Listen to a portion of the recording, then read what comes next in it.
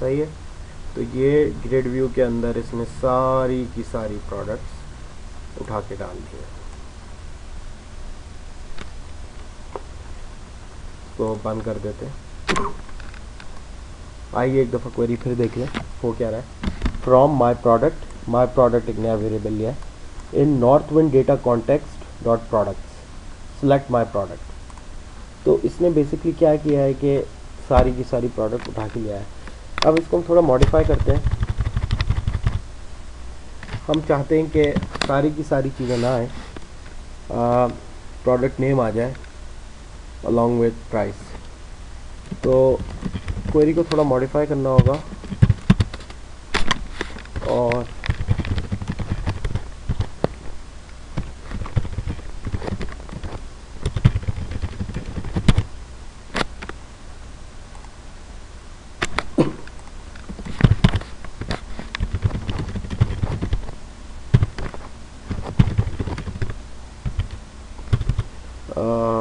Price क्या था, no unit price, okay unit price सही है जी। यहाँ कॉमा लगाया गया, ये थोड़ा सा देखना पड़ता है। ओके ये सही हो गया। अच्छा अब यहाँ पे क्या हुआ, ज़रा उसको रन करके देखते हैं। अब आप ये देखिए, बजाय इसके कि सारी की सारा डेटा उठा के दे, बल्कि डेटा तो उसने सारा उठाया है, लेकिन बजाय इसके कि सारी फील्ड्स का सारा डेटा उठाया, इसने अब प्रोडक्ट नेम लिया और प्रोडक्ट प्राइस लिया।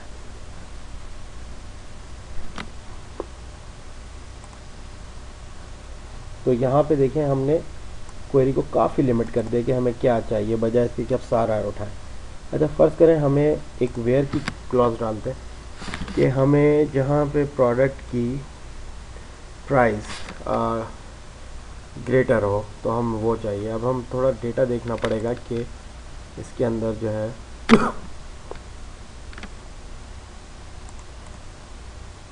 प्राइस, यूनिट प्राइस कहाँ क्या क्या चल रही है। अच्छा जी 18, 19, 10। तो हम ऐसे करते हैं 6 से, बल्कि 10 से जहाँ पे बड़ा है, ये 10 से जहाँ पे लेस है उसकी हम क्वांटिटी ले प्रोडक्ट लेके आते हैं। तो यहाँ पे हमें वेयर क्लॉज सेलेक्ट करना पड़ेगा, where my product dot unit price is less than 20 चले कर लेते हैं।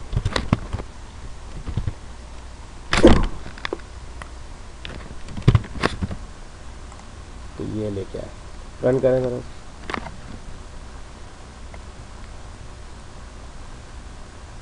तो ये देखिए जहाँ प्राइस 20 से कम थी, ये वो सारा उठा के डेटा यहाँ पे। अगेन हम ज़रा अब देखते हैं कि क्वेरी में हो क्या रहा है। यहाँ पे आपने बेसिकली देखा कि बजाय इसके कि हम नॉर्थ विंड को इस तरीके से एक्सेस करते हैं, यानी कि as new SQL data dot SQL client dot SQL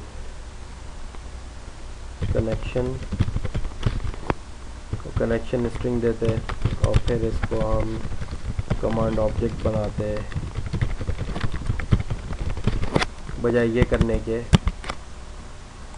या हम कोड सोर्स व्यू में डेटा सोर्स कंट्रोल ऐड करते। तो हमने ये देखा, या हम यहाँ पे इसकी SQL की डायरेक्टली कमांड लिखते गई, तो हमने यहाँ पे देखा कि लिंक को यूज़ करते हुए स्ट्रांगली टाइप्ड ऑब्जेक्ट्स, यहाँ पे हम इसको कहेंगे। हम इसको स्ट्रांगली टाइप्ड क्यों कहेंगे, क्योंकि अगर आप ये देखेंगे यहाँ पे जब हमने प्रोडक्ट की नेम ली थी और माय प्रोडक्ट यूज़ किया था, तो क्या क्या इसके अंदर कॉलम्स हैं हमें सब पता लग गए। यहाँ पे इंटेलिजेंस इन्वोक हो गया। यूजुअली जब आप SQL कमांड, SQL कनेक्शन लिखते हैं तो आपको ये सारी चीज़ें अवेलेबल नहीं होती यहाँ पे, प्रोडक्ट आईडी, प्रोडक्ट नेम। तो होता क्या है कि या तो आपके पास स्कीमा का प्रिंट आउट हो, लार्ज टेबल्स होते हैं प्रोडक्शन इन्वायरमेंट में, या तो स्कीमा का प्रिंट आउट हो आपके पास, या आप याद रखें या आप हाथ से लिखें, तो काफ़ी इश्यूज़ होते हैं। लेकिन यहाँ पे ये देखें कि हर चीज़ मौजूद है, आपको एग्जैक्टली पता है कि क्या क्या चीज़ है और क्या क्या है और क्या क्या मैनिपुलेट हो सकती है। तो ये सारा कुछ यहाँ पे मौजूद है। तो हमने इसको ऐसे स्ट्रांगली टाइप्ड कहते हैं इसको, कि कंपाइल टाइम पे कंपाइलर को पता हो कि एग्जैक्टली हर चीज़ की टाइप क्या है। अच्छा, अब हम चाह रहे हैं कि इस क्वेरी को हम हटा दें। इस क्वेरी को हम कमेंट कर देते हैं, हम एक और लिखते हैं, डेमोल products from my product in my NORCUIT data context dot products where my product dot category name is equal to अगर कैटेगरी नेम चेक करना पड़ेगा कौन कौन से कैटेगरी टेबल के अंदर है।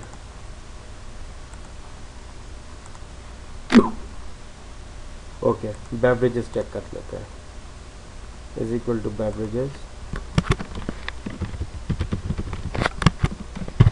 Select my product. यहाँ हम क्वेरी क्या लिख रहे हैं, बेसिकली हम क्वेरी लिख रहे हैं कि जो जो कैटेगरी का नाम जहाँ जहाँ बेवरेजेस हो वो कैटेगरी हमें शो हो जाए। हम रन करेंगे,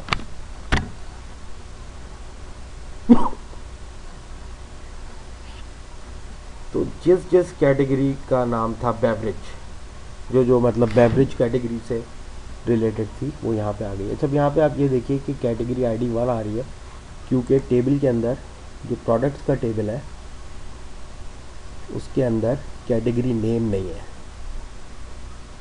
कैटेगरी नेम आपका यहाँ से उठ के आ रहा है कैटेगरीज के टेबल से। तो जब आप ज़रा हम डिज़ाइन सरफेस पे आए तो थोड़ा सा बताना भी आसान हो जाएगा, समझना भी आसान हो जाएगा। जब आप ये देख रहे हैं स्ट्रक्चर पूरा कैटेगरीज और प्रोडक्ट का, तो आप ये देख रहे हैं कि दोनों आपस में रिलेटेड है, सही है। अब हुआ क्या है कि क्योंकि ये आपस में रिलेटेड है तो इसने जो ऑब्जेक्ट रिलेशनल मैपर है आपका, उसने प्रोडक्ट की जो बनाई है प्रॉपर्टी उसके अंदर कैटेगरी की भी एक लिंक दे दी है। तो अब आप कैटेगरी को उधर से एक्सेस कर सकते हैं। तो यहाँ पे हमने क्या किया कि वेयर माय प्रोडक्ट, ये जो आप कैटेगरी देख रहे हैं ये बेसिकली उस कैटेगरी टेबल को एक्सेस कर रहा है और उस टेबल के अंदर जो कैटेगरी नेम है उसको एक्सेस कर रहा है। तो ये कह रहा है कि माय प्रोडक्ट से जो कैटेगरी का टेबल जो रिलेटेड है उसके अंदर जो कैटेगरी नेम है बेवरेजेस, उधर से माय प्रोडक्ट उठाओ। तो अब अगेन हम इसको थोड़ा सा क्वेरी को सही कर लेते हैं, न्यू विथ करके, और प्रोडक्ट नेम कर लेते हैं माय प्रोडक्ट और प्रोडक्ट, और खाली हम प्रोडक्ट के नेम्स लाते हैं।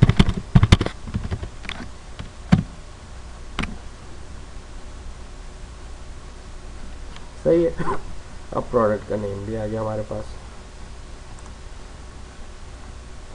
अच्छा, अब अगर हम क्विकली चेंज करना चाहें इसको, क्या हम चाहते हैं कि भाई थोड़ी चेंज कर दें, तो हम फर्ज करें एक चेंज करके देखें, mall equal to from my product and my NORCUIT data context और product where my product or product name is equal to child, select my product। सही है। अब यहाँ पे क्या हुआ, अब हम इसको जब फर्ज करें, अब हम चाहते हैं कि इसको हम चेंज करें,